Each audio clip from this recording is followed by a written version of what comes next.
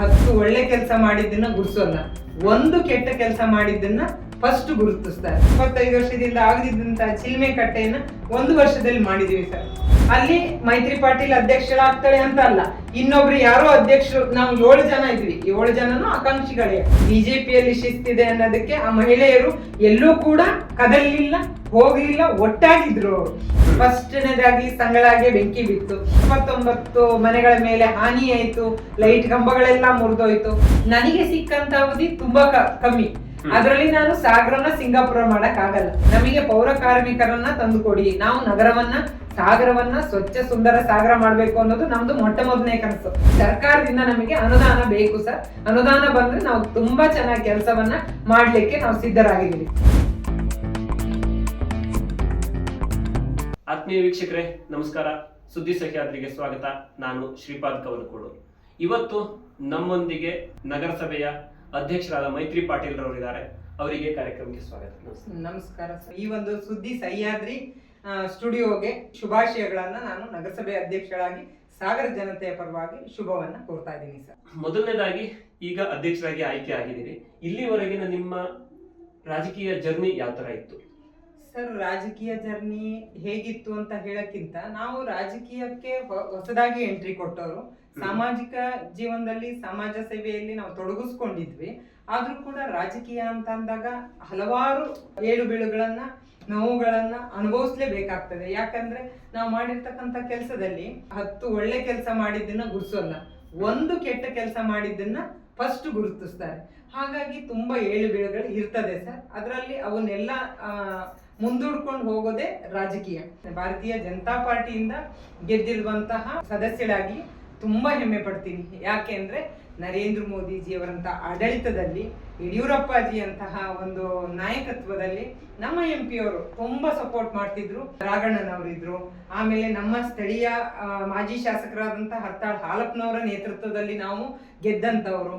ಅದರಲ್ಲಿ ನಮಗೆ ಸಪೋರ್ಟಿವ್ ಆಗಿ ಸ್ವಂತ ಅಣ್ಣಂದಿರಾಗಿ ನಮ್ಮ ಜೊತೆಗೆ ನಿಂತಂತವ್ರು ಮೇಘರಾಜು, ಗಣೇಶ್ ಪ್ರಸಾದ್, ನಮ್ಮೆಲ್ಲ ಸದಸ್ಯರುಗಳು ನಮಗೆ ತುಂಬಾ ಸಹಕಾರವನ್ನ ಕೊಟ್ರು. ಹಾಗಾಗಿ ಕೌನ್ಸಿಲರ್ ಆಗಿ ನನ್ಗೇನು ಸಮಸ್ಯೆಗಳು ಆಗ್ಲೇ ಇಲ್ಲ. ಯಾವುದೇ ಒಂದು ಕೇಳಲಿ, ಅವಾಗ ನಮ್ಮ ಆಡಳಿತದಲ್ಲಿ ಹಾಲಪ್ಪ ಸರ್ ಅವರಿಗೆ ನಾನು ಅಣ್ಣ ಅಂತಾನೆ ಕರೆಯೋದು, ಅವರು ಕೂಡ ನನ್ನ ತಂಗಿ ಅಂತಾನೆ ಕರೀತಾರೆ. ಅಣ್ಣ ಈ ತರ ಪ್ರಾಬ್ಲಮ್ ಇದೆ ಅಂತಂದ್ರೆ ತಕ್ಷಣ ಅವ್ರೊಂಚೂರು ತುಂಬಾ ಸ್ಟ್ರಿಕ್ಟ್ ಇದ್ರು ಹಾಲಪ್ಪನವ್ರು. ಹಾಗಾಗಿ ಅವ್ರ ಹತ್ರ ನಾವ್ ಹೇಳ್ಕೊಳಕ್ ಹೆದರ್ತಿದ್ವಿ. ಆದ್ರೆ ಮೇಘಣ್ಣ ನಮಗೆ ಸ್ವಂತ ಅಣ್ಣ ಇದ್ದಂಗೆ. ಮೇಘಣ್ಣನ ಹತ್ರ ಹೇಳೋದು, ಅವ್ರ ಹತ್ರ ಹೇಳಿಸೋದು, ಈ ರೀತಿಯಾಗಿ ನಮ್ಮ ಕುಟುಂಬದಲ್ಲಿ ನಾನು ಕೆಲಸ ಮಾಡ್ತಿದ್ದೀನಿ ಅನ್ನೋ ಒಂದು ನಮಗೆ ಸಹಕಾರವನ್ನ ಕೊಟ್ಟಿದ್ದಾರೆ. ಅದು ಭಾರತೀಯ ಜನತಾ ಪಾರ್ಟಿಯಿಂದ ಕೊಟ್ಟಂತ ಶಿಸ್ತು. ನನ್ನ ವಾರ್ಡ್ಗಳಲ್ಲಿ ಒಳ್ಳೆ ಕೆಲಸಗಳಾಗಿದೆ. ಚಿಲ್ಮೆ ಕಟ್ಟೆ ಆಗಬೇಕು ಅಂತ ಅಲ್ಲಿಯ ಜನರು ಮನವಿ ಕೊಟ್ರು. ತಕ್ಷಣದಲ್ಲಿ 25 ವರ್ಷದಿಂದ ಆಗದಿದ್ದಂತ ಚಿಲ್ಮೆ ಕಟ್ಟೆಯನ್ನ 1 ವರ್ಷದಲ್ಲಿ ಮಾಡಿದೀವಿ ಸರ್. ಈಗ ಅಧ್ಯಕ್ಷರ ಆದ್ರೆ, ಈಗ ಹೆಚ್ಚು ಕಡಿಮೆ ಮಾರ್ಚ್ ಮಧ್ಯದ ಟೈಮಲ್ಲಿ ಅಧ್ಯಕ್ಷಗಿರಿಯನ್ನ ನೀವು ವಹಿಸ್ಕೊಂಡ್ರಿ. ಆ ಸಮಯದ ರಾಜಕೀಯ ಗೊಂದಲಗಳು, ದೊಂಬರಾಟಗಳು ಯಾವ ತರ ಆಯ್ತು? ತುಂಬಾ ಈ ಡ್ರಾಮಾ ನಡೀತು. ಅದು ಇಡೀ ಸಾಗರಕ್ಕೆ ಗೊತ್ತಾಗಿದೆ, ನೀವು ಪತ್ರಕರ್ತರಿಗೆ ಎಲ್ರಿಗೂ ಗೊತ್ತಾಗಿದೆ.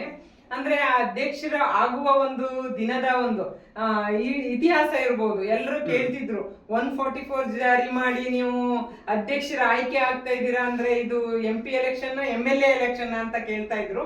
ಆ ರೀತಿಯಾದಂತ ಹೈಡ್ರಾಮಾ ಆಯ್ತು. ನಮ್ಮ ಬಿಜೆಪಿಯಿಂದ ಅವರು ಕಾಂಗ್ರೆಸ್ಸಿಗೆ ಹೋದ್ರಲ್ಲ, ಆವಾಗ ಅಲ್ಲಿ ನಮಗೆ ತೊಂದರೆಗಳು ಶುರುವಾಯ್ತು. ಇವರು ಈ ಕಡೆ ಅಂದ್ರೆ ಹೋದಾಗ ನಮಗೆ ಮಾಡಿದಂತಹ ಒಂದು ನೋವು ನಾವು ಬಿಡ್ಕೊಡ್ಬಾರ್ದು ಅನ್ನೋದು ನಮ್ಮ ಎಲ್ಲಾ ಸದಸ್ಯರಲ್ಲಿ ಇತ್ತು.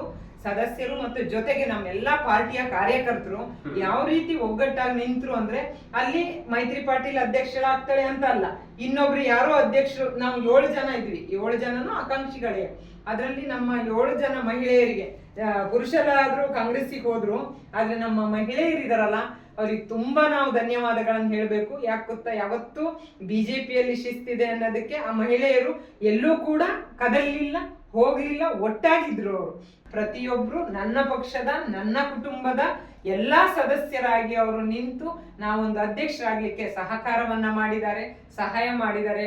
ಅವರ ಒಂದು ಆಶೀರ್ವಾದದಿಂದ ನಾನು ಇವತ್ತು ನಗರಸಭೆ ಅಧ್ಯಕ್ಷರಾಗಿ ಕುತ್ಕೊಂಡಿದ್ದೀನಿ ಅಂತ ಹೇಳಲಿಕ್ಕೆ ತುಂಬಾ ಹೆಮ್ಮೆ ಪಡ್ತೀನಿ. MP ಅವರು ಅವರ ಒಂದು ಪೇಷನ್ಸಿಗೆ ಮೆಚ್ಚಲೇಬೇಕು. ಬೆಳಿಗ್ಗೆ ಬಂದವರು ಸಂಜೆ 3 ಗಂಟೆ ತನಕ ಒಂದೇ ಒಂದು ಯಾವುದೇ ಗಲಾಟೆ ಇಲ್ದಂಗೆ ತುಂಬಾ ಸಹಕಾರದಿಂದ ಕೂತ್ಕೊಂಡು ಆ ಎಲೆಕ್ಷನ್ ಅನ್ನ ಮುಗಿಸಿ ಗೆಲ್ಸ್ಕೊಟ್ಟು ಹೋಗಿದ್ದಾರೆ. ಅವರಿಗೆ ನಾವು ಮೊಟ್ಟ ಮೊದಲನೇದಾಗಿ ರಾಘಣ್ಣನಿಗೆ, ನಮ್ಮ ರಾಜ್ಯಾಧ್ಯಕ್ಷರಾದಂತಹ ವಿಜಯೇಂದ್ರಣ್ಣನಿಗೆ, ಯಡಿಯೂರಪ್ಪಾಜಿ ಅವರಿಗೆ ಧನ್ಯವಾದಗಳನ್ನ ನಾನು ನಗರಸಭೆ ಅಧ್ಯಕ್ಷರನ್ನಾಗಿ ಆಯ್ಕೆ ಮಾಡಿದ ನಮ್ಮ ಇಡೀ ಬಿಜೆಪಿ ತಂಡಕ್ಕೆ ವಂದನೆ, ಅಭಿನಂದನೆಗಳು ಮತ್ತು ಧನ್ಯವಾದಗಳನ್ನ ನಾನು ನಿಮ್ಮ ಒಂದು ಚಾನೆಲ್ ಮುಖಾಂತರ ತಿಳಿಸ್ಲಿಕ್ಕೆ ಇಷ್ಟಪಡ್ತೇನೆ.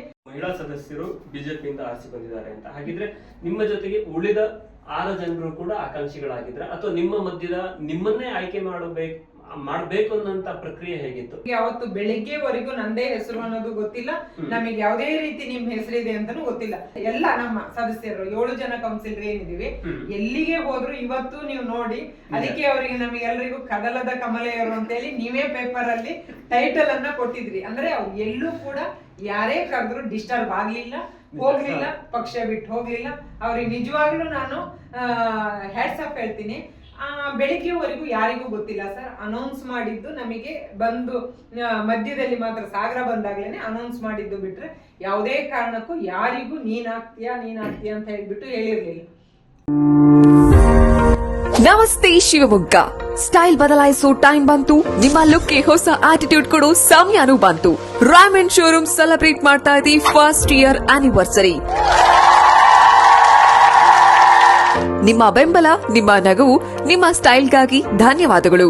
ಆದ್ರೆ ಸರ್ಪ್ರೈಸ್ ಇಲ್ಲದೆ ಹಬ್ಬ ಕಂಪ್ಲೀಟ್ ಆಗಲ್ಲ ಡಿಯರ್ ಕಸ್ಟಮರ್ಸ್. ಈ ಸಂಭ್ರಮಕ್ಕೆ ನಮ್ಮಿಂದ ನಿಮಗಾಗಿ flat 20% discount on all items. August 1ರಿಂದ 31ನೇ ತಾರೀಕಿನವರೆಗೆ ಡಿಸ್ಕೌಂಟ್ ಮಿಸ್ ಮಾಡ್ಕೋಬೇಡಿ.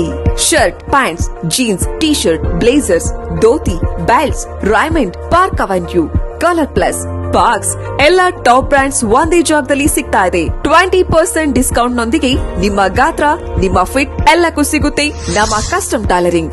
ನೀವು ಬಟ್ಟೆ ಕೊಟ್ಟ 24 to 48 ಅವರ್ಸ್ ಒಳಗೆ ನಿಮ್ಮ ಬಟ್ಟೆ ರೆಡಿ. ಈಗ ನಮ್ಮ ರೇಮಂಡ್ ಶೋರೂಮ್ ಜಿಲ್ಲಾ ಪಂಚಾಯತ್ ಅಪೋಸಿಟ್, ಕುವೆಂಪು ರೋಡ್, ಶಿವಮೊಗ್ಗ.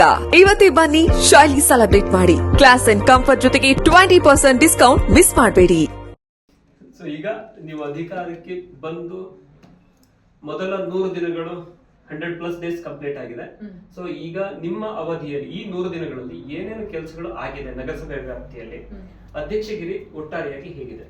ಅಧ್ಯಕ್ಷಗಿರಿ ಹೇಗಿದೆ ಅಂತ ಅಂದ್ರೆ ಸರ್, ತುಂಬಾ ಕ್ಲಿಷ್ಟಕರವಾಗಿದೆ. ಫಸ್ಟ್ನೇದಾಗಿ ಸಂಗಳಾಗೆ ಬೆಂಕಿ ಬಿದ್ದಾಗ ಅದನ್ನ ಎದುರಿಸೋದು ನಮಗೆ ತುಂಬಾ ಕಷ್ಟ ಆಯ್ತು. ಏನಂದ್ರೆ ನಾವು ಕ್ಲೀನಿಂಗಿಗೆ ಜನಗಳು ಬೇಕಾಗ್ತದೆ. ಆ ಜನಗಳನ್ನ ಪೂರ್ತಿ 15 ದಿವಸ ಸಂಗಳಕ್ಕೆ ಬಿಡ್ಬೇಕಾಯ್ತು. ಇಲ್ಲಿ ವಾರ್ಡ್ಗಳು ಕ್ಲೀನ್ ಆಗ್ಲಿಲ್ಲ ಅಂದ್ರೆ ಸದಸ್ಯರು ಎಲ್ಲರೂ ಕೂಡ ನಮ್ಮ ವಾರ್ಡಿಗೆ ಬರ್ಲಿಲ್ಲ. ಆಬ್ವಿಯಸ್ಲಿ ಅವ್ರು ಹೇಳ್ತಾರೆ, ನಮಗೆ ನಮ್ಮ ವಾರ್ಡ್ ಸ್ವಚ್ಛ ಆಗ್ಬೇಕು ಅನ್ನೋದು ಪ್ರತಿಯೊಬ್ಬ ಕೌನ್ಸಿಲರ್ದು ಆಗಿರ್ತದೆ. ಆಮೇಲೆ ಮತ್ತೆ ಅಕಾಲಿಕ ಒಂದು ಮಳೆ ಬಂತು. 15 ದಿವಸ ತುಂಬಾ ತೊಂದರೆಯನ್ನ ಕೊಡ್ತು. 29 ಮನೆಗಳ ಮೇಲೆ ಹಾನಿ ಆಯ್ತು. ಲೈಟ್ ಕಂಬಗಳೆಲ್ಲ ಮುರಿದೋಯ್ತು. ಅದನ್ನೆಲ್ಲ ಮತ್ತೆ ಸರಿ ಮಾಡುವಾಗ ನಮ್ಮ ಅಧಿಕಾರಿಗಳ ತಂಡ ಅದಕ್ಕೆ ತುಂಬಾ ಕೈ ಜೋಡಿಸಿದ್ದಾರೆ. ಪೂರ್ತಿ ಕಡೆ ಚರಂಡಿಗಳು ಕಟ್ಕೊಂತು. ಆವಾಗ ಬ್ಲಾಕ್ ಗಳನ್ನ ಬಿಡಿಸುವಂತ ಕಾರ್ಯ, ಈ ರೀತಿಯಾಗಿ ಕಂಟಿನ್ಯೂಸ್ ಇಂಥ ಸಮಸ್ಯೆಗಳೇ ನಮಗೆ ಸಿಕ್ಕಿದೆ. ಆಮೇಲೆ ನಮಗೆ ಪೌರ ಕಾರ್ಮಿಕರ ಸಮಸ್ಯೆ ಇದೆ ಸರ್ ತುಂಬಾ. ನಾವೀಗ ಶಾಸಕರಿಗೂ ಈಗಿನ ನಮ್ಮ ಗೋಪಾಲಕೃಷ್ಣ ಸರಿಗೂ ಮನವಿ ಕೊಟ್ಟಿದೀವಿ. 47 ಜನನ ತಗೊಳ್ಳಕ್ಕೆ ಅವಕಾಶ ಇದೆ. ಪೌರ ಕಾರ್ಮಿಕರ ಸಮಸ್ಯೆ ಇರೋದ್ರಿಂದ ನಗರವನ್ನ ಸ್ವಚ್ಛ ಮಾಡ್ಲಿಕ್ಕೆ ನಮಗೆ ತೊಂದರೆ ಆಗ್ತಾ ಇದೆ. ನಮಗೆ ಪೌರ ಕಾರ್ಮಿಕರನ್ನ ತಂದುಕೊಡಿ. ನಾವು ನಗರವನ್ನ, ಸಾಗರವನ್ನ ಸ್ವಚ್ಛ ಸುಂದರ ಸಾಗರ ಮಾಡ್ಬೇಕು ಅನ್ನೋದು ನಮ್ದು ಮೊಟ್ಟ ಮೊದಲನೇ ಕನಸು. 31 ವಾರ್ಡ್ಗಳನ್ನ 1 ರೌಂಡ್ ಸ್ವಚ್ಛತೆ ಮಾಡಿ ಈಗ 2ನೇ ರೌಂಡ್ ಶುರು ಮಾಡಿದ್ದಾರೆ. ಇದರಲ್ಲಿ ನಾವು ಮಾಡ್ತಾ ಇದ್ದೀವಿ. ಆಮೇಲೆ ಮೂಲಭೂತ ಸೌಕರ್ಯಗಳು, ಬೇಸಿಗೆ ನಮಗಿದ್ದಿದ್ರಿಂದ ನೀರಿನ ಕೊರತೆ ತುಂಬಾ ಆಗಿತ್ತು. 3 ಟ್ಯಾಂಕರ್ಗಳನ್ನ ಎಕ್ಸ್ಟ್ರಾ ತಗೊಂಡು ಅಲ್ಲಲ್ಲಿ ಎಲ್ಲೆಲ್ಲಿ ನೀರು ಬರ್ತಿಲ್ಲ ಅಂತಾರೆ ಅವರಿಗೆ ಟ್ಯಾಂಕರ್ಗಳನ್ನ ಕೊಡುವಂತ ವ್ಯವಸ್ಥೆಯನ್ನ ನಾವು ಮಾಡಿದ್ವಿ ಸರ್. ಅದು ಇವಾಗ್ಲೂ ಕೂಡ ಈ BH ರಸ್ತೆ ಕೆಲಸ ಆಗ್ತಾ ಇರೋದ್ರಿಂದ ನೀರಿನ ಸಮಸ್ಯೆ ತುಂಬಾ ಇದೆ ಸರ್. ನನಗೆ ಬೆಳಿಗ್ಗೆ ಎದ್ದ ತಕ್ಷಣ ನೀವು ಒಂದು 50 ಫೋನ್ಗಳು ನೀರಿಗೆ ಬರ್ತದೆ, ನೀರು ಬಂದಿಲ್ಲ ಅಂತ. ಹಾಗಾಗಿ ನಾವು ಎಲ್ಲೆಲ್ಲಿಗೆ ಅವರ ಎಲ್ಲಾ ಫೋನಿಗೂ ಸ್ಪಂದಿಸಿ ನಮ್ಮ ಟ್ಯಾಂಕರ್ನ, ನಗರಸಭೆ ಟ್ಯಾಂಕರ್ನ ಅವರಿಗೆ ಕಳಿಸುವಂತ ಕಾರ್ಯವನ್ನ ನಾವು ಮಾಡ್ತಾ ಇದ್ದೀವಿ. ಲೈಟ್ ಇಂದು ಬಂದಾಗ ಲೈಟ್ಗಳದ್ದು ವ್ಯವಸ್ಥೆ ತುಂಬಾ ಅಂದ್ರೆ ಎಲ್ಲೆಲ್ಲಿ ಪ್ರಾಬ್ಲಮ್ ಇದೆ ಅಲ್ಲಿಗೆ ಹೊಸ ಲೈಟ್ಗಳನ್ನ ತರಿಸಿ ಎಲ್ಲಾ 31 ವಾರ್ಡ್ಗಳಿಗೂ ಲೈಟ್ಗಳನ್ನ ಹಾಕ್ಸುವಂತ ವ್ಯವಸ್ಥೆ ಕೂಡ ನಾವು ನಗರಸಭೆ ಅಧ್ಯಕ್ಷರಾದ್ಮೇಲೆ ಮಾಡಿದೀನಿ ಸರ್. ನನಗೆ ಸಿಕ್ಕಂತ ಅವಧಿ ತುಂಬಾ ಕಮ್ಮಿ. ಅದರಲ್ಲಿ ನಾನು ಸಾಗರನ ಸಿಂಗಾಪುರ ಮಾಡಕ್ ಆಗಲ್ಲ. ನನ್ನ ಕೈಲಾದಷ್ಟು ಪ್ರಾಂಪ್ಟ್ ಆಗಿ ನಾನು ಬೆಳಗ್ಗೆ 6 ಗಂಟೆಗೆ ಹೋಗ್ತೀನಿ. ಯಾರೇ ಕಂಪ್ಲೇಂಟ್ ಹೇಳಿದ್ರು 9 ಗಂಟೆವರೆಗೆ ಫೀಲ್ಡ್ ಅಲ್ಲಿ ಇರ್ತೀನಿ. ಅವ್ರು ಇವ್ರಿಲ್ಲ ಸರ್. ಈಗ ಸಾಗರದ ನಾಗರಿಕರೆಲ್ಲರೂ ಕೂಡ ನಮ್ಮವರೇ. ಪ್ರತಿಯೊಬ್ಬರ ಸಮಸ್ಯೆಯನ್ನು ಬಗೆಹರಿಸೋದೇ ನಮ್ ಕೆಲಸ. ಈಗ ಅನುದಾನಗಳು ಬರ್ದೇನೆ ನಾವು ಕೆಲಸಗಳನ್ನು ಮಾಡಕ್ಕಾಗಲ್ಲ. ಇಡೀ ಕರ್ನಾಟಕದಲ್ಲಿ ಏನಾಗಿದೆ, ಎಲ್ಲಾ ಶಾಸಕರಿಗೂ ಅನುದಾನ ಬರ್ತಿಲ್ಲ ಅಂತ ಶಾಸಕರು ಕೂಡ ಅಲ್ಲಿ ಹೋಗಿದ್ದಾರೆ. ಶಾಸಕರಿಗೆ ಅನುದಾನ ಬಂದ್ರೆ ನಮ್ಮ ನಗರಸಭೆಗೂ ಸಿಗುತ್ತೆ, ಎಲ್ಲಾ ಒಂದು ರಸ್ತೆಗಳು ಆಗ್ತದೆ, ಕೆಲಸಗಳು ಆಗ್ತದೆ. ಹಾಗಾಗಿ ಸರ್ಕಾರದಿಂದ ನಮಗೆ ಅನುದಾನ ಬೇಕು ಸರ್. ಅನುದಾನ ಬಂದ್ರೆ ನಾವು ತುಂಬಾ ಚೆನ್ನಾಗಿ ಕೆಲಸವನ್ನ ಮಾಡ್ಲಿಕ್ಕೆ ನಾವು ಸಿದ್ಧರಾಗಿದ್ದೀವಿ. ಸಾಗರದಲ್ಲಿ ಕೋಟ್ಯಾಂತರ ರೂಪಾಯಿ ಮೌಲ್ಯದ ಸೇಲ್ ಸರ್ಟಿಫಿಕೇಟ್ ಹಗರಣ ಜನಸಾಮಾನ್ಯರ ಬಾಯಲ್ಲಿ ಹರಿದಾಡ್ತಾರಂತ ವಿಷಯ. ಇದ್ರ ಬಗ್ಗೆ ನೀವು ಏನ್ ಹೇಳ್ತೀರಿ? ಅದ್ರ ಬಗ್ಗೆ ನಾನು ಪ್ರಸ್ತಾಪ ಮಾಡ್ಲಿಕ್ಕೆ ಹೋಗಲ್ಲ. ಯಾಕೆ ಅಂತಂದ್ರೆ ನಮ್ಮ ಪಾರ್ಟಿಯಿಂದ ಅದಕ್ಕೆ AC ಅವರಿಗೆ ಮನವಿಯನ್ನ ಕೊಟ್ಟಿದ್ದಾರೆ. ಲೋಕಾಯುಕ್ತರಿಗೂ ಕೂಡ ತನಿಖೆ ಆಗ್ಬೇಕು ಅಂತ ಹೇಳಿ ನಮ್ಮ ಪಕ್ಷದಿಂದನೂ ಹೋರಾಟವನ್ನ ಮಾಡಿದ್ದಾರೆ. ಯಾವುದೇ ರೀತಿಯಾದಂತಹ ನಾನು ಅದಕ್ಕೆ ಆನ್ಸರ್ ಅನ್ನ ಕೊಡ್ಲಿಕ್ಕೆ ಹೋಗುದಿಲ್ಲ. ಅಧಿಕಾರಿಗಳಿದ್ದಾರೆ, ಅಧಿಕಾರಿಗಳು ನೋಡ್ಕೊಳ್ತಾರೆ ಸರ್.